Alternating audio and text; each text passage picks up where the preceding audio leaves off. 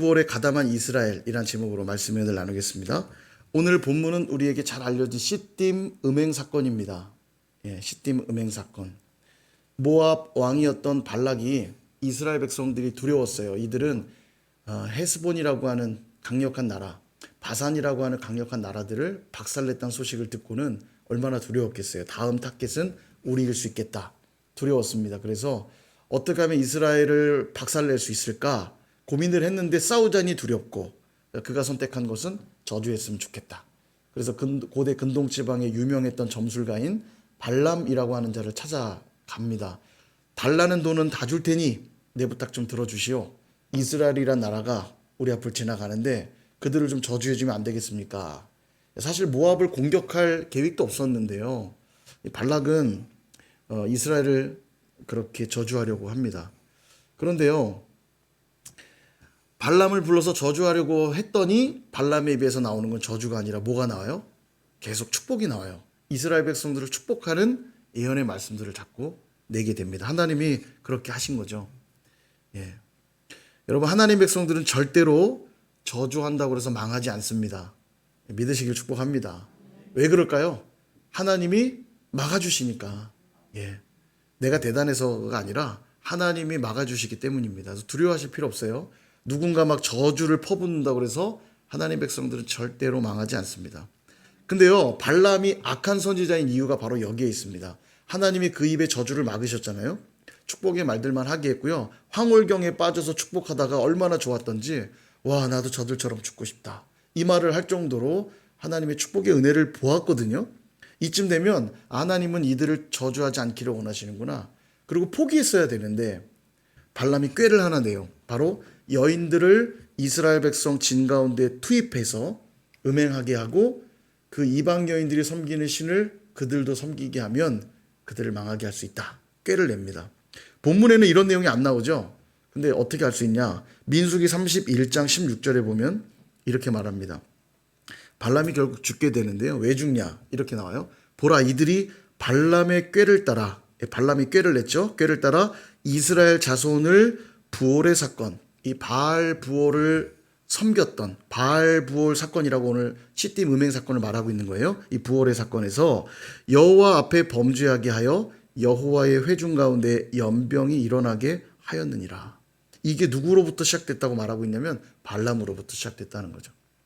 그래서 발람이 악한 선지자인 거예요. 하나님이 분명 확실하게 사인을 주셨고 저주하지 못하도록 막았음에도 이스라엘 백성들을 망하게 하는 길을 꾀를 냈다는 거죠. 결국 이 일로 발람은 죽습니다. 그러고 보면 여성들이 정말 중요하다 생각이 들어요.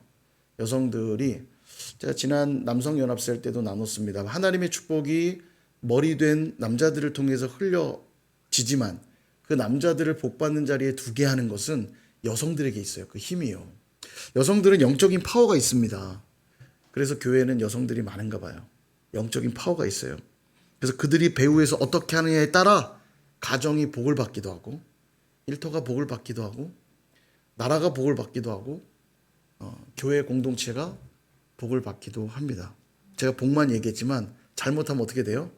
저주를 받기도 하겠죠.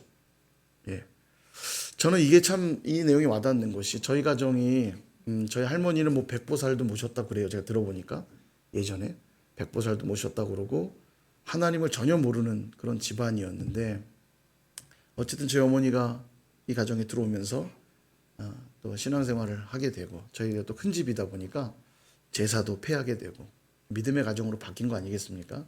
어머니가 감당해야 될 영적인 싸움들, 또 시련들도 많았지만 믿음의 한 여인으로 인해 가정이 바뀌고 집안이 바뀔 수 있다는 거 저는 제 평생을 통해서 봤으니까 정말 그런 것 같아요. 참 어머니를 보면서 강하다 그런 생각을 했어요. 여자는 약한데 어머니는 강하고, 엄마는 강하고, 엄마가 어머니군요. 엄마는 강하고 어머니도 강하고, 또 하나님 앞에 성도로서 강한 것 같아요. 여성들은. 뭐 한간에 남자는 흙으로 만들고 여자는 남자의 뼈로 만들었기 때문이다고 하지만, 여하튼 여성들에겐 영적인 파워가 있는 것 같아요. 그래서 이 자리에도 지금 여성분들이 많은데요. 바라기는 늘 기도함으로써 여러분의 가정, 또 여러분의 셀, 또 우리 선일교회에 늘 선한 영향력을 끼치는 복된 여성분들 다 되시기를 축복합니다. 예, 그래서 남성들은 또 서운해하지 마세요. 예, 남성들은 더 중요해요. 더 중요해요. 자, 아무튼 발람의 예상은 적중해서 하나님의 진 가운데 연병이 돌기 시작합니다. 몇 명이 죽냐면 2만 4천 명이 죽어요. 하나님의 저주가 임한 거죠. 참 재밌죠. 이스라엘을 향한 미움 가득 차서 저주를 아무리 해보려고 할 때는 단 한 사람도 저주를 받지 않았는데요. 그들이 우상 숭배하지 말라라고 하는 하나님의 이 가장 중요한 계명을 어겼을 때, 불순종했을 때 수많은 사람들에게 저주가 임하게 됩니다. 3절을 볼까요? 이스라엘이 바알 부올에게 가담한지라 여호와께서 이스라엘에게 진노하시니라. 발람이 아무리 저주하려고 해도 저주가 임하지 않았는데 이스라엘 백성이 바알 부올 우상 숭배를 하기 시작하자 진노가 임했대요. 우상 숭배한 일로 인해 저주가 임하고 있는 거죠. 결국 우리는 누군가의 저주 때문에 망하는 게 아니라 하나님의 말씀에 불순종할 때 망하는 거예요. 이걸 늘 기억하셔야 됩니다. 한번 생각해 보십시오. 우린 누군가를 향해 누군가의 관계 속에서 누군가가 나를 향해 막 저주한다. 그 저주가 기분 좋을 사람이 어디 있겠어요. 얘라 뭐 가다가 코나 깨져라. 이 재수 없는 놈. 얘라 망해라. 예. 이거 듣고 기분 좋을 사람 없겠죠? 예. 예, 없을 겁니다. 그때 누군가 그렇게 말했다고 하는데 여러분 어떤 기분이 드시겠어요? 기분이 화가 나지 않으시겠어요? 그죠? 분노하지 않겠습니까? 어떻게 그딴 말을 하냐? 어떻게 나한테 그렇게 말할 수 있냐? 참지 못할 겁니다. 분노가 일어날 거예요. 누군가 나를 저주한다면. 그런데요, 하나님의 뜻이 무시되고 하나님의 말씀의 권위가 추락하는 일은 우리가 가볍게 여기는 경향이 있습니다. 다시 말하면 내 자존심이 밟힐 때는 막 분노하면서도요, 하나님의 존엄이 땅에 떨어지는 건 대수롭지 않게 여기는 모습들이 있다는 거예요. 근데 그 반대가 돼야 되지 않습니까?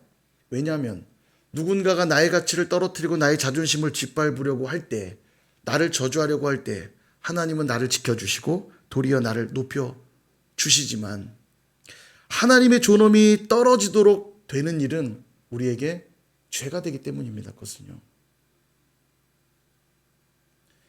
언제 하나님의 존엄이 떨어질까요?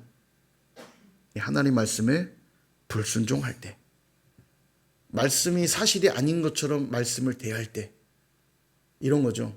권사님 불렀는데 대답을 안 해요. 아, 그렇죠. 누군지를 지정을 안 했으니까. 양화자 권사님, 기분 되게 나빠요. 대답을 안 하시잖아요. 저를 무시하는 것 같잖아요.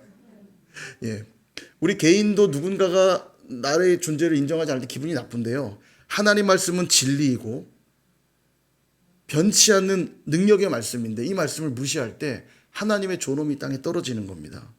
그러니까 말씀에 불순종할 때 저주가 임하는 거예요.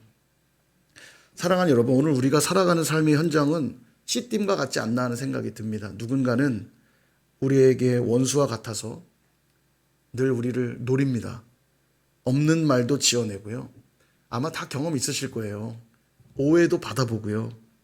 누군가 막 대놓고 공격하기도 합니다. 교회에서 못 들을 말도 막 듣게 되고요. 그러나 여러분 기억하셔야 돼요. 우리를 망하게 하는 건 그 원수와 같은 이들이 나를 망하게 하는 것도 아니고요. 누군가 하는 모함, 누군가의 오해, 누군가의 공격 때문에 망하는 게 아닙니다. 우리가 언제 망할까요? 예, 하나님의 말씀에 불순종할 때 망하는 거예요. 여러분 이걸 기억하셔야 됩니다. 이걸 착각하니까 누군가 모함하고 오해할 때 그것 때문에 막 분노해갖고 막 괴로워하지만 그것 때문에 망하는 게 아니에요. 그것으로 인하여 하나님의 뜻을 무시하고 말씀을 외면할 때 망하는 겁니다. 그래서 여러분 영적인 공격들이 들어올 때 잘 분별하셔야 돼요. 이런 겁니다. 누군가가 뒷담화한 걸 알게 되면 마음이 상해요. 화가 납니다. 그죠?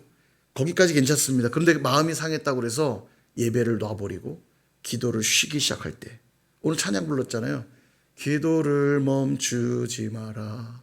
어떠한 상황에도 기도를 멈추지 않아야 되는데 내 마음을 누군가 상하게 한 일로 우리는 뭘 선택하냐면 하나님의 뜻과 하나님의 말씀을 붙드는 일을 놔버려요.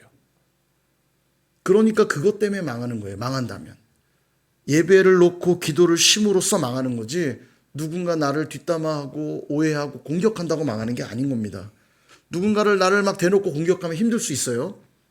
그렇다고 그 힘든 마음 때문에 하나님 말씀을 외면하기 시작한다면 그것 때문에 어려워지는 거예요. 이거를 기억하셔야 된다는 거예요. 우리 이걸 원리를 모르고 누군가를 공격하면 우리는 어느 날부터 교회를 안 나오기 시작해요. 예배를 쉬기 시작하고 기도를 놓기 시작합니다. 그러면 내가 망하는 거예요. 내가. 그죠? 그러므로 바라기는 늘 하나님 말씀과 하나님의 뜻 앞에 깨어있는 저와 여러분 다 되시기를 축원드립니다. 문제는 지금부터예요. 처음부터 이방 여인들이 진에 들어오지 않도록 막아섰으면 좋았을 것을. 이방 여인들은 함께할 대상들이 아니잖아요. 근데 그들을 받아들인 것으로부터 문제가 시작이 됩니다. 이게 문제예요. 우리도 마찬가지죠. 처음부터 나를 잘 지키면, 내 마음을 잘 지키면, 내 입술의 말들을 지키면, 내 생각을 지키면 참 좋은데 우리도 자꾸 실패하고 넘어진다는 게 문제예요. 이때 우리는 어떻게 해야 되는가? 오늘 본문이 우리에게 답을 주고 계세요. 두 가지로 나누려고 하는데요. 첫 번째는 죄를 미워해야 합니다. 이게 우리가 해야 될 첫 번째 일이에요. 우리도 자꾸 넘어질 수밖에 없지만 그때 우리가 해야 될 첫 번째 뭐라고요? 죄를 미워하라. 4절과 5절을 한번 볼까요? 한번 읽어보겠습니다. 시작. 여호와께서 모세에게 이르시되 백성의 수령들을 잡아 태양을 향하여 그리하면 여호와의 진노가 이스라엘에게서 떠나니라. 모세가 이스라엘 재판관들에게 이르되 너희는 각각 바알 부올에게 가담한 사람들을 죽이라 하니라. 아멘. 바알 부올에게 가담한 사람들을 어떻게 하라고요? 죽이래요. 목을 매 달래요. 이거 쉬운 일인가요? 이들은 공동체 이웃들이었어요. 이웃들. 그러니까 생판 얼굴도 모르는 사람들 아니고요. 같이 생활했던 사람들인데 바알 부올에 가담했다는 이유로 죽이래요. 아마 누군가는 이랬을 것 같아요. 모세 목사님, 우리가 어떻게 그렇게 합니까? 너무 잔인한 거 아니에요? 그렇게 하기에는. 이런 마음 드시는 분은 엉덩이 실룩실룩. 혹시 그런 생각이 지금 들고 있다면 이게 바로 우리가 죄에 대해 갖는 인식이고 태도일 겁니다. 아마도. 여러분, 죄는요 굉장히 참혹한 겁니다. 얼마나 참혹하냐? 하나님과의 관계를 완전히 깨뜨려서 그들의 끝을 어디로 몰아넣는 거냐면 지옥, 불지옥 가운데로 밀어넣는 게 죄예요. 여러분, 지옥에 왜 갈까요? 죄 때문에 가는 거예요. 죄 때문에. 우리를 지옥에 떨어지게 만드는 장본인이 죄입니다. 그러니까 자비와 긍휼을 1도 허락해서는 안 되는 게 죄예요. 여러분, 한국 사회 사망 원인 1위가 뭘까요? 어떤 것 때문에 가장 많이 죽을까요? 여러분 예상하는 거 그거 맞습니다. 그거예요. 그게 뭐죠? 암이에요, 암. 불변의 일입니다. 누군가 암에 걸렸다고 하면 무섭죠. 죽을 수 있다는 위협 때문에 무섭죠. 그래서 암을 초기에 발견할수록 치료할 확률이 높아지니까 암을 초기에 발견해야 돼요. 그죠? 어느 날 의사가 암을 발견했어요. 환자분, 빨리 이 암을 절개해야 됩니다. 수술 날짜 잡으시죠. 그때 갑자기 이렇게 대답하는 거예요. 선생님, 암덩어리도 내 몸의 일부인데 아무리 그렇다 한들 나름 정도 들었는데 어떻게 그렇게 잘라버릴 수 있습니까? 그럴 분 계십니까 여기에? 없죠. 이게 없다고 대답을 해야 되는데 두려운데 잘라버리셔야 됩니다. 암덩어리는 몸에 보관하시면 안 돼요. 그죠? 죄는요 영적인 암과 같은 존재입니다. 이게 죄가 있다라는 거 깨달아지면 여기에는 미련을 1도 가지면 안 돼요. 이게 아주 무서운 겁니다. 이 죄가요. 죄를 짓고 빨리 회개하면 다행인데요. 반복되는 죄 가운데 있다 보면 그게 죄인지도 모른 채로 불구덩이를 향해 우린 가고 있는 거예요. 보세요. 죄가 얼마나 무서운지 보실래요? 6절 보세요. 이스라엘 자손의 온 회중이 회막문에서 울 때에 지금 연병이 돌고 있고 또 모세는 바알볼에 가담한 자들을 죽여라 명령하고 있어요. 그러니까 얼마나 이게 두렵겠습니까? 연병으로 막 사람들은 죽어나가고 있죠. 또 죽이라고 명령하죠. 백성들이 막 울고 있어요. 이때 이 엄중한 상황에 어떤 일이 벌어지냐? 이스라엘 자손 한 사람이 모세와 온 회중의 눈앞에 미디안의 한 여인을 데리고 그의 형제에게로 온지라. 자기 장막으로 들어갔다는 얘기예요. 뭐 하러요? 음행하러. 아직도 정신을 못 차리고 있는 거예요. 지금 연병에 걸려 막 죽어나가고 있고 모세는 지금 그 바알볼에 가담한 자를 죽이라 이러는데 태연하게 미디안의 한 여인 데리고 자기 장막으로 음행하기 위해 들어가고 있는 겁니다. 지금요. 뒤에 나와요. 이 사람 이름은 시므리라고 나옵니다. 시므리라고 이름한 자인데 여인을 데리고 음행하러 들어가요. 모세와 회중들 앞에서 당당하게. 죄가 이렇게 무서운 겁니다. 겉이 멀쩡하다고 건강한 게 아니에요. 속에 암덩어리가 계속 퍼져버리고 있으면 죽은 것과 다름이 없는 거예요. 이게 말기 암인 상태로 발견돼 보세요. 겉이 아무리 멀쩡하면 뭐합니까? 그죠? 소망이 없는 거잖아요. 죄가 그래요. 반복된 죄 가운데 있으면요. 온몸에 우리 영혼에 암덩어리처럼 죄가 번져 있으면요. 소망이 없는 겁니다. 여러분 친구 따라 강남 간다는 말이 있죠. 친구 진짜 사랑하는 친구예요. 근데 이 친구가 맨날 예수를 저주하고 부인해요. 정말 예수님 믿고 구원받았으면 좋겠는데 예수를 저주하고 부인해요. 너무너무 사랑하고 소중한 친구인데 어떻게 지옥에 혼자 보내요? 같이 가야죠. 그죠? 맞아요? 아이고 대답할 깜짝 놀라 아멘 할까 봐 겁났어요. 따라가시면 안 되죠. 예. 그래. 친구 혼자 어떻게 보내? 나도 예수님 저주하고 나도 예수님 부인해야지. 저 친구를 혼자 보낼 수 없지. 저 뜨거운 지옥불에. 예, 그건 어리석은 일 아닙니까? 그죠? 그러면 여러분 죄에 대해서는 우리가 단호해야 돼요. 단호해야 돼요. 여기엔 자비와 긍휼을 베풀어서는 안 됩니다. 죄에 대해 결코 우유부단해서는 안 돼요. 예. 하루라도 빨리 발견되었다면 제가 한 1년 정도 생각해보고 암치료 받겠습니다는 분 없잖아요.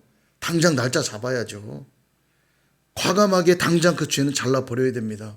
그래야 진노가 그치고 생명의 역사가 시작되는 거예요. 그런데 여러분 이스라엘 백성들이 어떻게 하는지 한번 볼까요? 다시 6절.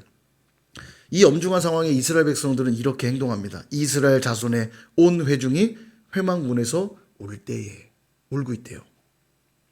연병이 돌고 있고 모세의 엄중한 명령을 들은 이스라엘 회중들이 울고 있습니다. 여러분 우는 게 곧 회개라고 착각하는 분들이 있어요. 물론 자신의 신세, 죄의 문제 앞에 슬퍼하는 것도 회개의 일부분입니다. 죄를 슬퍼하는 것으로부터 회개가 시작되는 건 맞지만 죄를 깨달았다고 그게 회개는 아니에요. 그죠? 무엇이 죄인지를 알았다고 그게 회개는 아니에요. 깨달았다면 반드시 어디까지 가야 되냐면 돌이키는 자리까지 가야죠. 그게 회개입니다. 근데 옷만 찢고요. 마음은 찢지 않는 사람들이 있어요. 그건 진짜 회개가 아니라는 겁니다. 울었다고 연병이 그치지 않아요. 울었다고 진노가 멈추는 게 아닙니다. 이들이 이렇게 울고 있는데도 여전히 연병은 돌고 있었고 진노는 계속되고 있었어요. 왜 그렇죠? 왜 연병이 돌았고 왜 진노가 임했죠? 한번 더듬어 보세요. 왜 임했죠? 불순종 때문이라고 아까 말씀드렸죠? 발람의 저주 때문에 이들이 진노가 임한 게 아니에요.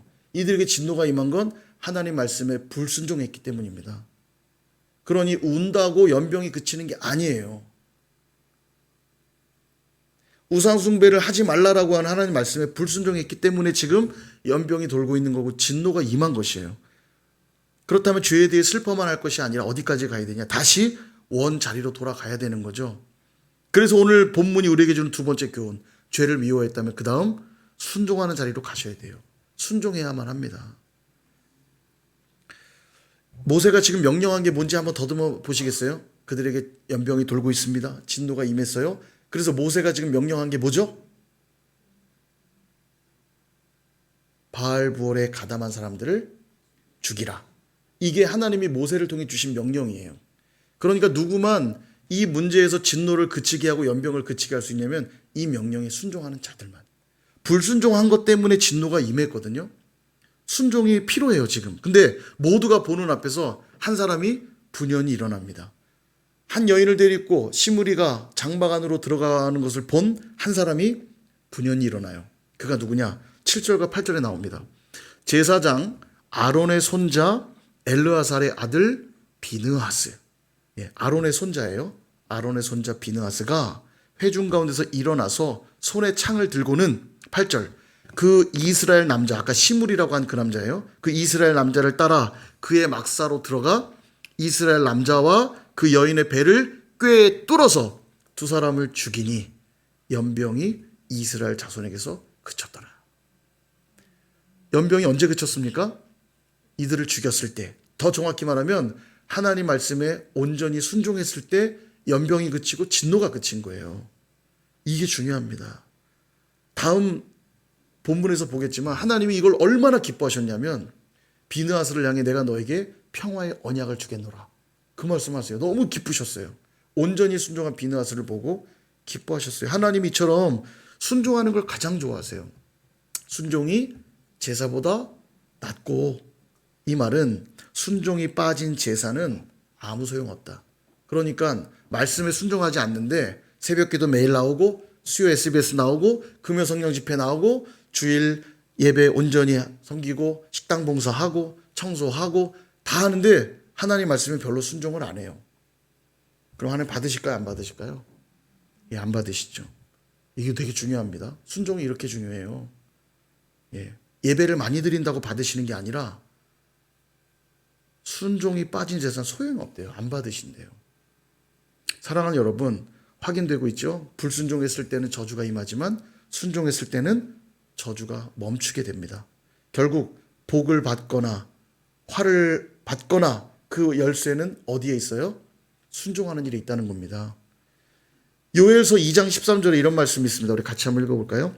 요엘서 2장 13절 시작. 너희는 옷을 찢지 말고 마음을 찢고 너희 하나님 여호와께로 돌아올지어다. 그는 은혜로우시며 자비로우시며 노하기를 더디하시며 인애가 크시사 뜻을 돌이켜 재앙을 내리지 아니하시나니. 아멘. 여러분 이 말씀 잘 새겨 들어야 돼요. 옷만 찢지 말고 뭐를 찢으라고요? 마음을 찢으래요. 마음을 찢으라는 얘기는 뭐냐면 결국 순종의 자리로 나아오라는 겁니다. 너의 뜻대로 살려고 하는 그 완악한 마음들을 찢어내고 순종의 자리로 나아오라는 거예요. 그럴 때 재앙을 거두시고 복과 은혜를 부어주시겠다 말씀하고 있는 겁니다. 그러므로 여러분 건강한 육신을 위해서 우리가 정기검진 받잖아요. 그죠? 2년에 한 번 국가검진도 받고요. 또 걱정되시는 분들은 1년에 한 번도 사비를 들여서라도 건강검진 받으시죠? 그죠? 그것처럼 우리의 영혼도 계속 검진해야 돼요.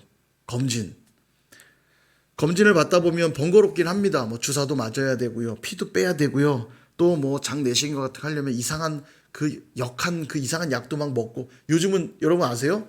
그 알약으로도 청소하는 거 나온 거 되게 편해요. 요게. 어찌되었건 그 이상한 뭐 이만큼 물통 가득 채워가지고 레몬향 같기도 하고 막 이상한 그거 막 밤새 먹고 화장실 들락날락 그렇게 해서라도 검사 받잖아요. 왜요?